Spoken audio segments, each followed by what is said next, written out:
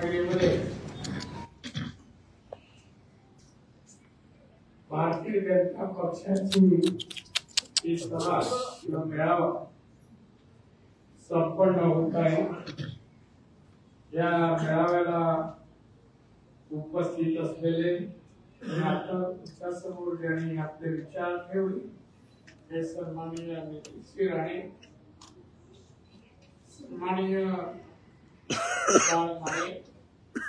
सन्माननीय राजेश सावंत जिल्हाध्यक्ष, सुजाता साळवी जिल्हाध्यक्ष, श्री बाबासाहेब परडेकर, श्री अशोक मयेकर, श्री राजन फडके, श्री विवेक सुर्वे, श्री दादा दळी, उपस्थित असलेले सर्व भारतीय जनता पक्षाचे पदाधिकारी, लोकप्रतिनिधी आणि मान्यवर पत्रकार मित्र, उपस्थित भगिनींनो आणि मित्र, लोकसभेची निवडणूक बघा 7 मेला होणार आहे। आपला उमेदवार भाजपचा घोषित व्हायचा आहे। मी यापूर्वी म्हणालो आहे की हा मतदारसंघ भारतीय जनता पक्षाला मिळाला पाहिजे। या मतदारसंघातून निवडून जाण्याची क्षमता भारतीय जनता पक्षाची आहे आणि त्या दृष्टीने आपला उमेदवार भाजपा निवडून यावा म्हणून आम्ही तालुक्याच्या बैठका सुरू केल्या आहेत। सावंतवाडी पासून ते सिंधुदुर्ग, रत्नागिरी दोन्ही जिल्ह्यामध्ये या बैठका सभा होत आहेत। आज मला आनंद वाटतो, समाधान आहे की रत्नागिरीची भरगच्च सभा पाहिल्यानंतर मला खरोखर आनंद वाटला आणि मी आताच नुकताच म्हणालो की या मतदारसंघातून भारतीय जनता पक्षाचा निवडून उमेदवार येणार, याला कारण तुम्ही सर्वजण कारणीभूत आहात। तुमच्याकडे आमच्या सर्व सहकाऱ्यांची भाषणं मी ऐकली, आत्मविश्वास आहे त्यांचा, आत्मविश्वास, आणि मग आत्मविश्वास असल्यानंतर विजय नक्कीच मिळणार। देशात आपली सत्ता आहे, राज्यात आपली सत्ता आहे। आपल्या देशाचे पंतप्रधान माननीय नरेंद्र मोदी यांचे 10वं वर्ष पंतप्रधान म्हणून आणि गेल्या 10 वर्षात त्यांनी जे काम केलं आहे ते काम पाहता जगात एक कर्तृत्ववान व्यक्ती म्हणून त्यांचं कौतुक अमेरिकेच्या राष्ट्राध्यक्षाने केलं, युक्तीच्या केलं, अनेक देशाच्या ज्या देशात जातील तिथले अध्यक्ष त्यांचं कौतुक करतात। त्यांनी ज्या प्रकारे भारताला जागतिक अर्थ व्यवस्थेमध्ये स्थान मिळवून दिलं, 2014 साली ते सत्तेवर आले तर जगाच्या अर्थव्यवस्थेमध्ये भारत 11 नंबरवर होता, 11 नंबर, आणि आज भारत 9 वर्ष झाल्यानंतर भारत आज 5व्या क्रमांकावर आहे जागतिक अर्थव्यवस्थेत। पण मोदी साहेब 5व्या क्रमांकावर भारताला आणलं म्हणून थांबले नाही, ते पुढे जाऊन असं म्हणाले कि आने वाले 2030 साल में भारत 3रे क्रमांकावर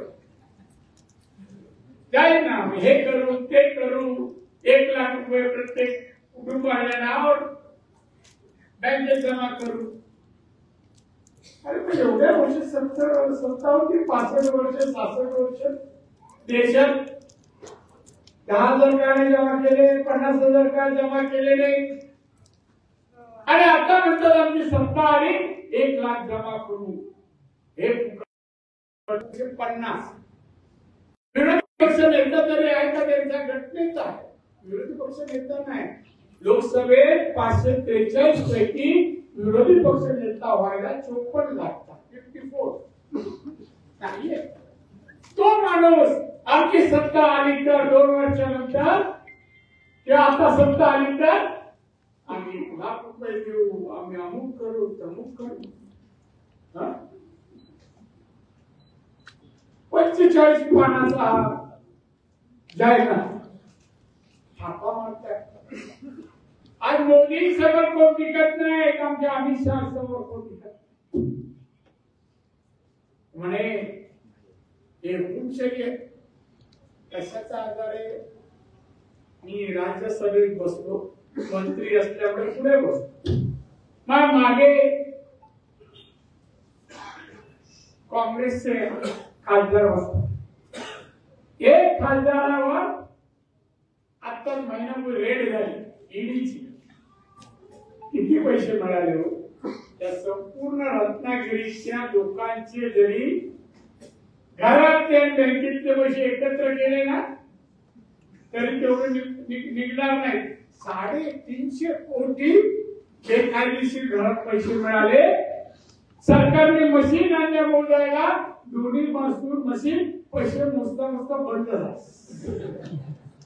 सांगा मग तोंड आहे या राहुल गांधींना, काँग्रेसच्या पुढाऱ्यांना नाही. आणि त्याच्यावर कोण? शिवसेना. 10 वर्ष खासदार संजय राऊत काय चुकी करतो, काय केलं सांगा मला. आज रत्नागिरी तालुक्यात शहरात आहे किती कारखाने आणलेत बाबा, किती मुलांना मुलींना नोकऱ्या दिल्यास, उद्योग धंद्यामध्ये काय प्रगती केली. इथल्या लोकांचा पर कॅपिटा एकदम दरडोईपणे वाढलं. सांग ना मला. शैक्षणिक, सामाजिक, आरोग्य, औद्योगिक, ऍग्रिकल्चर बाय प्रोडक्ट कुठे काय काम केलं? एक तरी खासदार होण्याला कोण ओळखतं का हो? दिवसा तर ओळखणार नाही, रात्री आला तर नाहीच काय. आज कुठल्या तोंडाने लोकांसमोर जात आहेत? उद्धव ठाकरे रामलीला मैदानावर गेले. सर्व पक्षांची सभा, सर्व पक्षांची, आणि यांना बोलवलं. यांना वाटलं वा आपण आता दिल्लीला रामलीला मैदानावर भाषण करणार. आणि काय भाषण म्हणे, मोदी अब की बार तडीपार. काय केलं मोदींनी? रामलीला मंदिर बांधलं म्हणून तडीपार. गोर गरिबांना या देशातील कोरोना काळात अन्न मिळत नव्हतं, त्या 80 कोटी लोकांना 2 टायमाचं अन्न दिलं म्हणून तडीपार. घरात आजारी कोण पडला तर गरिबाच्या घरी पैसा नसतो उपचाराला, पण त्या कुटुंबाला 7 लाखापर्यंत आयुष्यमान योजनेअंतर्गत मदत म्हणून तडीपार. 54 योजने, 54 याचे पण याद केलं. पत्रकारांना विचारत सांगावं किती 54. आतापर्यंत कुठल्या पंतप्रधान एवढ्या योजना दिल्या गोर गरिबांसाठी, एसी एसटीच्या लोकांसाठी. आम्ही जाती धर्माचं राजकारण करत नाही. योजना सर्वांना, सर्वांसाठी, सर्वांसाठी. 80 कोटी लोकांना धान्य देताना आम्ही ह्याला दिलं त्याला नाही दिलं असं नाही.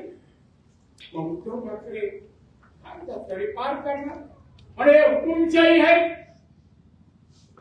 का? ईडीची चौकशी भ्रष्टाचार लोकांची झाली. केजरीवालने भ्रष्टाचार केला आणि म्हणून आतमध्ये आहे आणि म्हणून हुकुमशाही झाला. माणूस गरीबाची भाषा खरं म्हणजे कोरोनाच्या काळात मोदीने लोकांना अन्न धान्य दिलं 80 कोटी लोक. आणि हे मुख्यमंत्री होते उद्धव ठाकरे. 2.5 वर्षात 2 दिवस मंत्रालय, बाकी मातोश्रीच.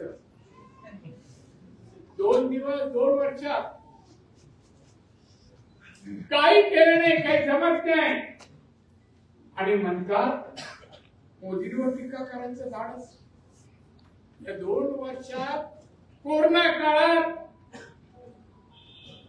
या महाराष्ट्रातल्या देशात लोक कोरोनामुळे मृत्युमुखी पावत होते.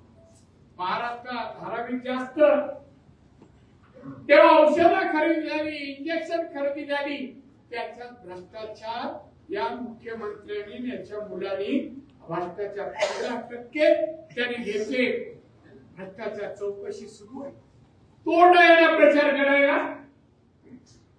अरे औषधात पैसे माणसं मारतायत, या दारात उभे करू नका, जिल्ह्यात नाही तालुक्यात उभे करू नका. आमच्या कोकणाने शिवसेनेला आधार. मी 1966 चा शिवसैनिक होतो. मुंबईत राहायचो. शिवसेना निघाली 15 वर्षाचा. मराठी माणसाच्या नेकासाठी आम्हाला कळत नव्हतं काय नव्हतं. आम्ही आपलं त्या 2 रुपये पण नव्हते, दुसरे उसने घेतले. आणि मला 15 वर्षाचा असल्यामुळे मला रसीद, मी मेंबर होऊ शकत नाही. पण उंच सारख्या एका मित्राला बोललो 2 रुपये घे, या क्लास मध्ये जा, नाव तुझ्या नारायण राणे आणि जी पावती देतील घे. असा मी सैनिक तेव्हा कोकणातल्या सगळं माझ्या सहकार्याने मराठी मुलांनी शिवसेना आपलं कल्याण करू शकेल, रोज रोटीचा प्रश्न सोडवेल, नोकरी आपल्याला मिळतील, मान सन्मान आपल्याला मिळेल अशी परिस्थिती निर्माण करेल. गेली मुंबईत आता मराठी माणूस राहिला ना तरी पण पुढे कल्याण, डोंबिवली, बदलापूर, उद्धव ठाकरे. अरे तू श्रीमंत झाला, एका बंगल्याचा दुसरा बंगला बांधला. आजही सैनिकांची अवस्था स्थिती काय आहे? या कोकणात 2.5 वर्ष मुख्य काय दिलं रत्नागिरी, काय दिलं सिंधुदुर्गात? एक तरी ब्रिज, एक तरी रस्ता, एक तरी हॉस्पिटल, एक तरी कॉलेज, एक तरी बालवाडी दिल्या शिवसेनेवाल्यांनी सुरू केली का एवढ्या वर्षात? नाही. मग हे आलेल्या शिवसेनेला विचार काय दिलं ते सांगा आणि मग बंद मागा. आज मी सांगतो, मी सिंधुदुर्गात मी जेव्हा 90 ला आमदार झालो, पहिली निवडणूक मला मुंबईतून पाठवलं.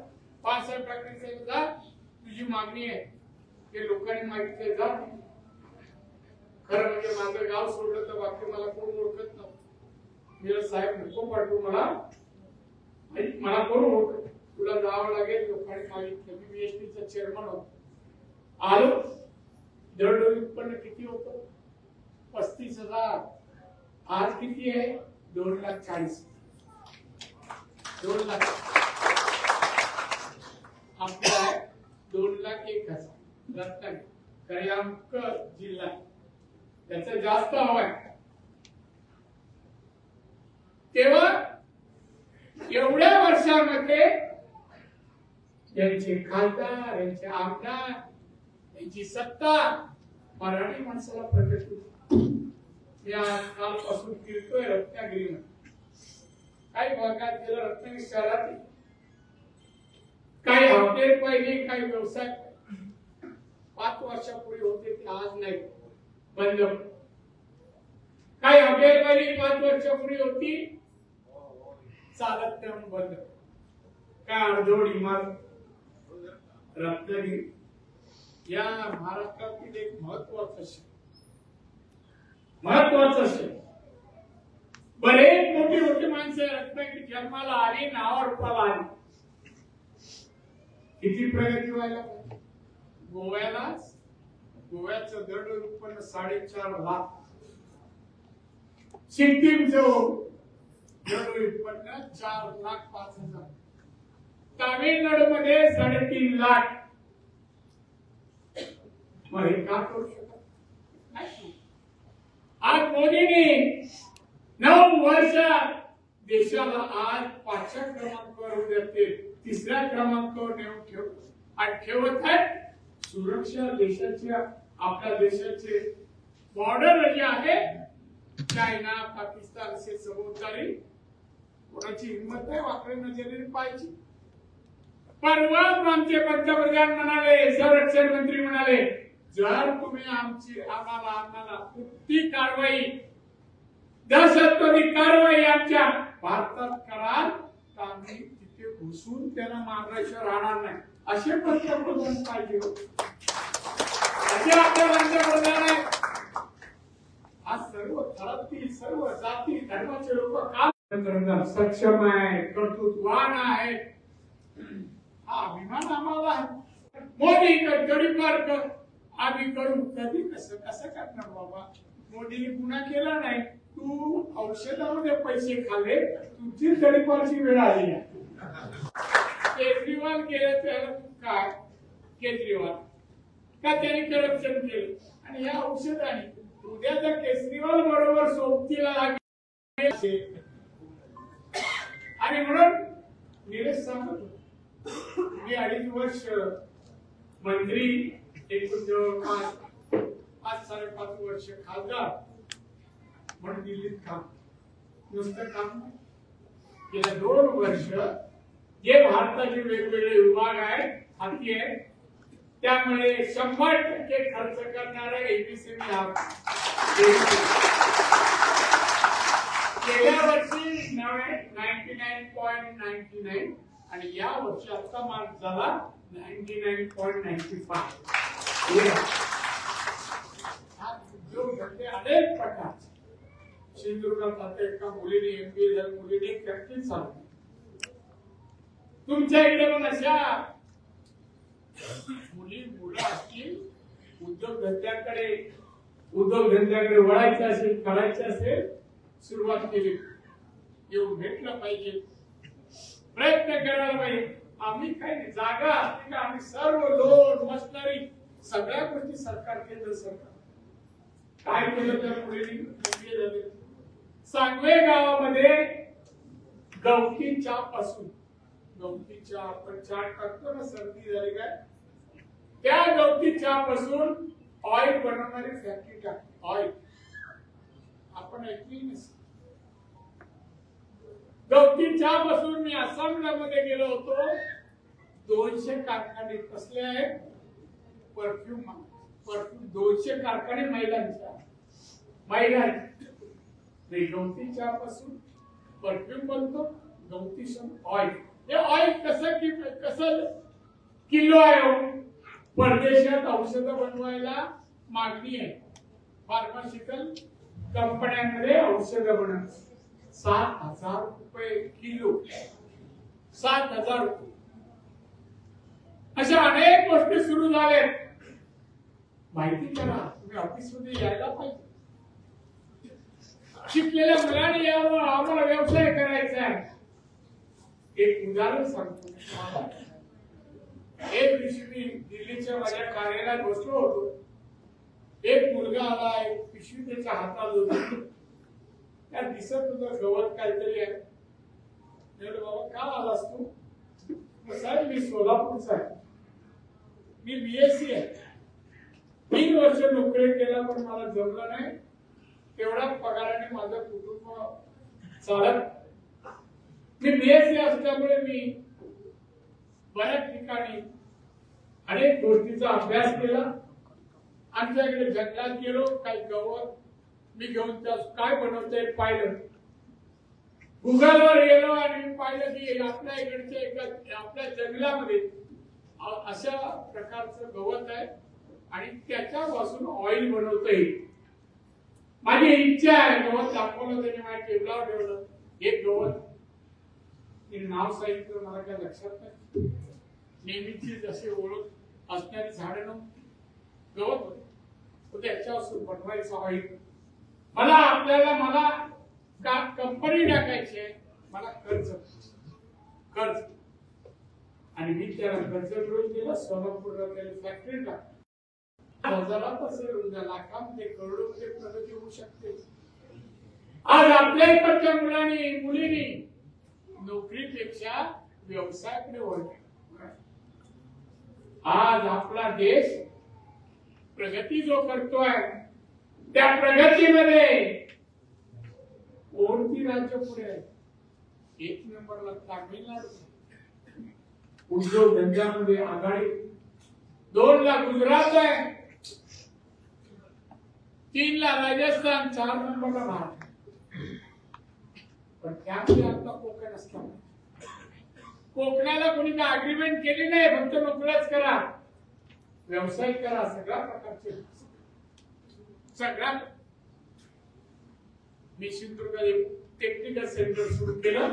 पुढच्या वेळेला इकडे इंजिनिअरिंग आणि फूड प्रोसेसिंगचं प्रशिक्षण देणारं सेंटर 200 फूट. आपल्या इकडे एवढे आता फिरत होतो, आंबे दिसतात. आंब्यापासून अनेक उत्पादन काढता यायला आणि मार्केटिंग केलं पाहिजे, परदेशातून पाठवलं पाहिजे. पैसा मिळवायचा तर असा मिळाला. आणि त्याचं शिक्षण देण्यासाठी मी ते प्रशिक्षण वर्गात काम सुरू झालंय. वर्षभरात ते सुरू. सिंधुदुर्गाचा शेवटचा तालुका दोडा मार्ग आहे आणि दुसऱ्या बाजूला विमानतळ गोव्याचा आलाय मोफा. तिथे 1000 एकरवर हॉस्पिटल मध्ये लागणाऱ्या मशिनरी, एक्सरे बिक्सरे, MRI सगळ्या त्याकडे बनाव्यात असे 500 कारखाने आणण्याचे माझे प्रयत्न. 500. आपल्या दोन्ही जिल्ह्यात बेकारी राहू नये, चांगलं सुखी समाधानी जीवन माझ्या नागरिकांना मिळावं. मी त्यांचा लोकप्रतिनिधी आहे, हे मी त्यांना देणं माझं कर्तव्य आहे समजून काम करणारा मी काम बांधवणं तुमच्या सर्वांच्या कृपेने आशीर्वाद. माझ्या जीवनात मला भरपूर पदं मिळाली, मागता मिळाली. ते 10वं पद महाराष्ट्राचा मुख्यमंत्री, अनेक वर्ष मंत्री, 30-35 वर्ष मी मंत्री महाराष्ट्रात आणि मग आता दिल्लीत. तुम्ही काम बघा, कुठेही थांबलो नाही. लोकांची प्रगती व्हायला असेल तर कोणत्या मार्गाने होईल याचा अभ्यास करून आपण सुरू केलं. आज फणसाचा आपण त्याची पावडर बनवली आणि ती पावडर जर आपल्या पोटात गेली, कोणत्या रूपाने आपण खाल्ली तर डायबिटीज बरोबर होतं. फ्रान्सचा शोध लावला. आज फ्रान्सचे एजंट आपल्याकडे फिरतायत. आम्हाला ते फणसाचे गरे म्हणतो ना, त्याच्या आतली गोष्टी सारखी असती ती विकत घ्यायला फिरतायत आपल्याकडे. त्याचं पीठ करून ते घेऊन जाणार. कोकमाची बी जर्मनीमध्ये मागणी आहे औषधाला, पावडरची. आता नवीन करत होतो, अजून एक सोलापूरची काही मुलं आले, चिंचेची झाड फांदी आणली होती वर चिंच लागली. मला माहित नव्हतं तिथपर्यंत चिंचेच्या बियाला काय एवढं डिमांड. म्हणजे काय रे बाबा, का आणल्या त्या, ही फांदी का आणली? म्हणजे साहेब आम्ही आता आंबे, काजू, नारळ वगैरे लावत नाही सोलापुरात, आणि सगळे तरुणाला लागले, आम्ही चिंच लावाल.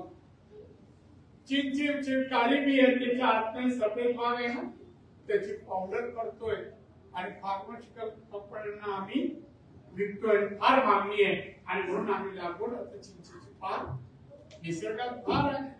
आपण शोधलं नाही, आपण अभ्यास केला नाही. केलं किती प्रकारचा आज आपल्या निसर्गामध्ये औषधी वनस्पती आहे. सिंधुदुर्गात आयुष येत आहे, आयुर्वेदिक कॉलेज, आयुष्य सेंट्रल गव्हर्नमेंट. का या खाल्लं मी 2.5 वर्षात एवढ्या सगळ्या गोष्टी आणल्या, यांनी एक तरी का नाही आणलं? तुम्ही हॉस्पिटल जाऊन बघा, हॉस्पिटल, मेडिकल कॉलेज बघा. शिवसेनेमध्ये एक मेडिकल कॉलेज, एखादं हॉस्पिटल, एखादं कॉलेज, शाळा, काय एक फक्त पैसे आणि कमाई. 2 नाका त्या राऊतांनी अर्ज केली की मला मिळाला पाहिजे, निलेश बंद. सर्वसामान्य माणसाला मिळू दे तुझा अर्ज, आम्ही तो बंदच करू. मी दिल्लीला होतो, फोन केला हो असं आहे, आज फोन सुरू नाही व्हायला. मग नितीन गडकरी माझे मित्र आहेत, केवळ मंत्री आहेत रोडचे. नितीन हे आता तिथे चालू आहे, टोल द्यायचं बंद कर. या माणसाला टोल मिळाला ना, झालं बंद, लगेच बंद. काम करता कमवायला पाहिजे, लोकहितासाठी लोक कल्याणासाठी केलं तर मानवणे ही निवडणूक अति महत्वाची. कोणी काही बोलतो, काय ताकद आहे कोणाची? 303 आम्ही म्हणतोय, 370 बीजेपी, एनडीए धरून 405. मी रत्नागिरीचे कोणतरी किशोर कोणत्याचं हेडलाईन पाहिलं की 400 पार का शून्य. चांगलं काय कोणाला विश करा, कौतुक करा, नाही तर म्हणा उभ्या कसे 400 आणतात ते. 303 मोदीने आणले ना, तेव्हा वाटलं होतं का? 14 साली मोदी पंतप्रधान बनतील, वाटलं होतं का? मग कशाला अपशगुन करता? जे काय बातम्या असतील, जे काय लिखाण असेल, जे काय चॅनल दाखवायचं असेल, कोकणाची प्रगती होईल, कोकणातला माणूस श्रीमंत होईल, कोकणाची दरडोई सरासरी 3 लाख 4 लाख होईल. कोकणातली मुली शिकवण्याची ताकद आमच्या रत्नागिरी सिंधुदुर्गाच्या कोकणी माणसामध्ये होते. डॉक्टर होते, इंजिनियर होते, IAS होते, IPS होते. एखादा कलेक्टर म्हणून रत्नागिरीला जर रत्नागिरीचाच आला, किती बरं वाटेल हो. त्याला किती बारकाईने हा रत्नागिरी माहित असेल, की लोक जगतात कशी, खातात कशी, शिकतात कशी, काय करतात, त्याच्यावर ज्ञान बाहेरच्याला माहित असेल. पण का प्रयत्न होत नाही? उत्पन्न, पैसा हा महत्वाचा. पैशातूनच समाज घडतो चांगल्या मार्गाने, आणि ते घडवण्यासाठी चांगलं ते करा. जो तो ज्या क्षेत्रात आहे त्यांनी इथल्या प्रगतीला हातभार लावा. कोणी शाब्दिक लावा, कोणी लिखाणाने लावा, कोणी श्रमाने लावा. पण आपला मुलूक हे रत्नागिरी नावात रत्न आहे, त्याचं रूपांतर माणसाच्या कोणी होऊ द्या. ही आमची रत्न असं लोकांनी बोलू दे. त्या रत्ना देशाच्या विकसित देशा बनवण्यासाठी या रत्नाने हातभार लावला तर मोदीने काय सगळ्या देशवासियांना आनंद वाटेल. आणि म्हणून मी हेच सांगायला हवे, उमेदवार कुठल्या पुढे आज उद्या 2 दिवसात जाहीर होईल. 1 जून मला नुसता भाजपचा उमेदवार विजय झाल्याचं ऐकायचं नाही, किमान 2-2.5 लाखांनी या कोकणामध्ये आता 5 आहेत खासदार, उद्धव ठाकरेचे 5 आणि 16 आमदार. ते पण ही निवडणूक संपली का 10 जाणार आहेत, 6 राहणार. आवडत चाललंय हो, आम्ही पसरत चाललोय, संकुचित होत चाललंय, आणि आम्हाला तरी पण करायची काय बोलतो, काय शिव्या, काय मुख्यमंत्री महाराष्ट्राचा राहिलेला माणूस वैचारिक काय वैचारिक चांगलं म्हण. बाळासाहेबांनी शिवसेनेत घडवला, आमच्या सारख्याला मुख्यमंत्री पदापर्यंत पोहोचवलं. पण आज त्या शिवसेनेतून जे सैनिक निघाले आणि त्यातला एक मुख्यमंत्री असेल आणि त्याचं कौतुक करू नको, गाणेले शब्दात त्याची बदनामी तर करू नको. आणि म्हणून ही परिस्थिती आता बदलत असताना या देशात मोदी 1 नाही 2 नाही 3ऱ्यांदा निवडून येऊन हॅट्रिक पूर्ण करणार आहे. आणि मग हॅट्रिक ज्या काळ्या देशात पडतील त्यामध्ये उद्धव आपोआपच कडे तुम्ही त्या तयारीला लागा.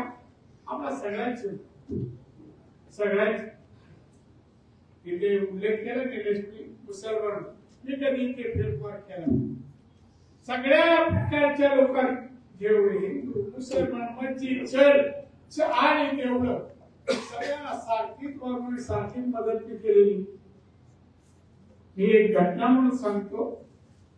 एक कणकवली ऑगस्ट महिना होता आणि एसटी स्टँड, त्या एसटी स्टँडच्या बाहेर इलेक्ट्रिक खांबा आहे नवीन. ऑगस्ट महिन्यात पाऊस होता आणि वायर कुठली खाली पडली आणि घरी लाईट गेली. अब्दुल नावाचा मुलगा होता, वय वर्ष 28. तो वर चढला, त्याच्यावर शॉक लागला, खाली पडला, जागी. त्याचा भाऊ आमच्या कणकवली बाजारात भाजी विकतो. त्यांनी 4 मुलांना घेऊन माझ्या घरी आले. म्हणा दादा, हे तो मुलगा माझ्या गावात मुस्लिम वडे तिथे राहतो. म्हणा दादा, अब्दुल गेला, 4 मुलं आहेत, मी तर भाजी विकतो, कसं काय मी पोचणार आणि याला शिकतो. काय बोलतो, माझा कार्यालय प्रमुख होता, त्याला बोललो दर महिन्याला, तेव्हापासून आता ती सगळी मुलं एवढी एवढी होती ना, मोठा 14 वर्षाचा होता, आता सगळे 18च्या पुढे गेली, 20, 22, 25, दर महिन्याला 1,500 रुपये मी तेव्हापासून द्यायचे. मोठा मुलगा नोकरीला लागल्यावर मी बंद केला, पाहिलं नाही हा मुसलमान. अजून एक घटना सांगतो, मी जातीवाद करणारा पैकी नाही. मुंबई बॉम्बस्फोट झाला आमच्या ताज हॉटेलच्या इकडे, अनेक लोक जखमी झाले. जे हॉस्पिटलला लोकांना नेलं, जखमी आणि डेडवर. मला जेव्हा कळलं, मी मंत्री होतो, मी गेलो आणि त्या लोकांना पाहिलं जखमीना, आणि परत लिफ्ट कडे येत होतो. तेवढा एक मुलगा 13-14 वर्षाचा बोबडत होता. देखो देखो मेरा हात निकाल डाला, देखो देखो हात निकाल डाला. लिफ्टच्या बाजूला होता, त्याच्यामुळे माणूस उभा होता. मी गेलो तर केवढे चला रे, क्या हुआ? तो देखो अंकल मेरा हाथ निकाल डाला. मेरे एक चाचा है, मैं यूपी से पढ़ने के लिए यहाँ आया, चाचा के पास रहता हूँ, मेरे दर्द होने लगा. मैं चाचा को बोला मेरे को दवा, तो चाचा ने इस हॉस्पिटल में मेरे को छोड़ा. 1 हफ्ता मेरे को गोली देते गए और एक दिन यहाँ इंजेक्शन दिए.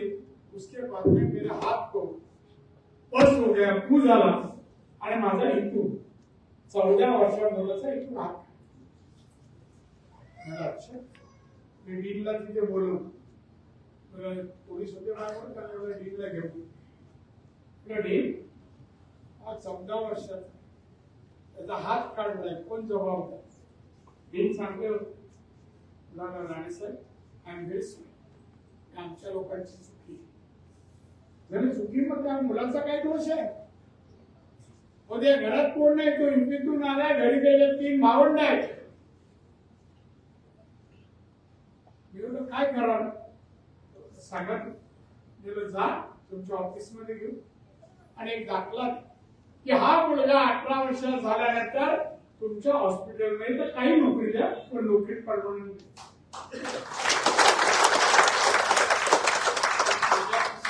कार्ड काढलं आणि खिशात एवढे पैसे त्या मुलाला दिलं, तुझे जरूरत लगे तुम्ही मेरे पास आ जाओ, नौकरी नहीं 18 होने के बाद नौकरी नहीं दिया तो मेरे पास आ. त्यानंतर काही दिवसांनी तो माझ्याजवळ मुलगा हुशार, मुंबईतून नुसतं गप्प बसला. तो अंकल मेरे को रहने के लिए जगह नहीं है, चाचा तो लंबा रहता है, क्या करूं मैं? और मेरे गांव में मेरे भाई बहन 3 जण हैं.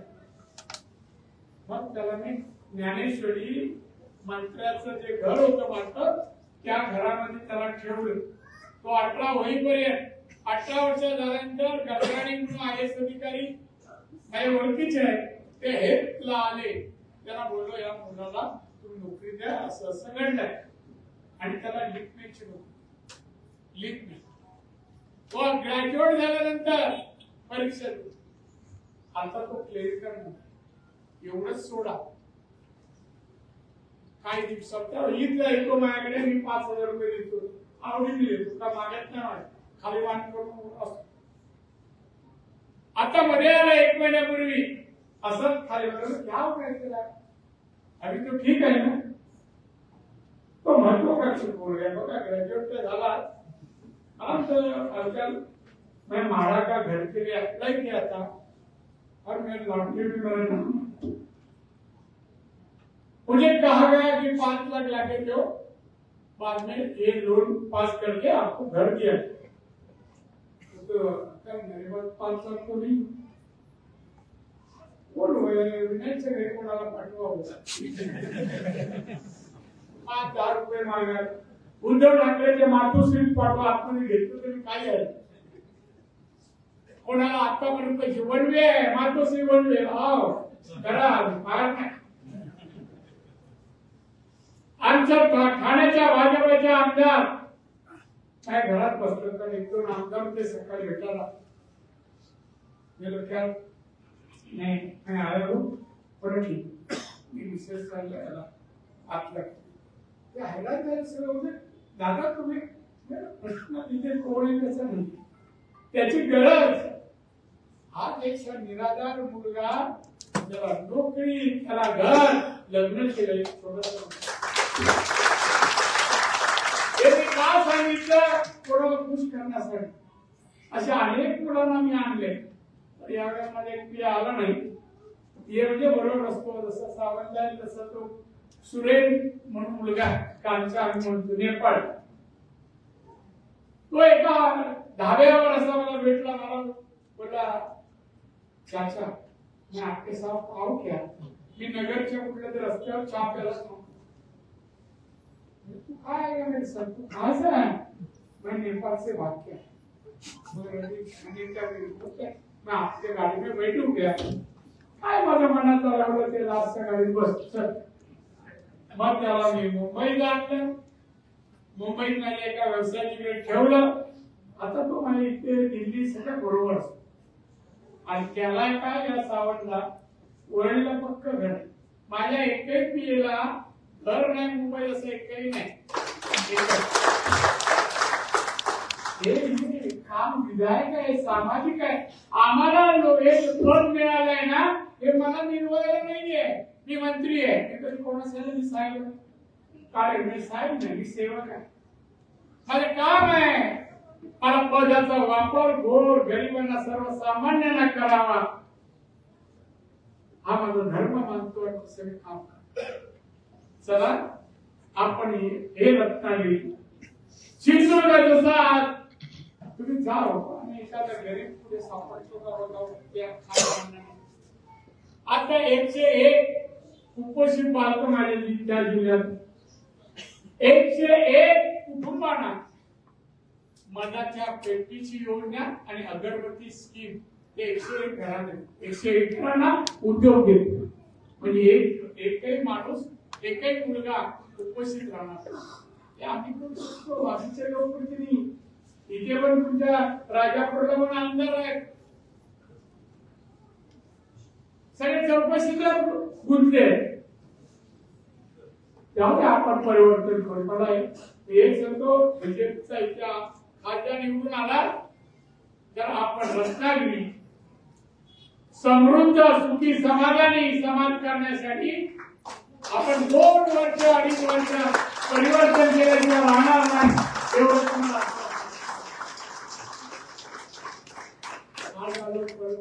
असं नाही. आज सुरुवात आहे एवढं पण येत राहणार. अशी रत्नागिरी माझी सासरवाडी पण आहे तुम्हाला भेटणार. पण तुम्हाला एक सांगतो एकही मत सोडू नका. मोदी देशाच्या लोकांचं कल्याण करतायत तर अशा माणसाला तिसऱ्यांदा बसवण्यासाठी तुम्ही प्रयत्न करत त्यांच्या पांड्यात पडेल आणि ते हॅट्रिक करतील अशा जोग अशासारखं काम करावं आणि ते कराल अशी आशा व्यक्त करतो. माझा फार विश्वास आहे तुमच्यावर. विश्वास आहे की रत्नागिरीचे लोक निष्ठावान आहे प्रामाणिक आहे आणि एखादी गोष्ट मनावर घेतली तर यशस्वी करतात. हा माझा अनुभव यशस्वी करा असे या ठिकाणी मी आशा व्यक्त करतो आणि मी इथेच थांबतो. जय हिंद जय महाराष्ट्र.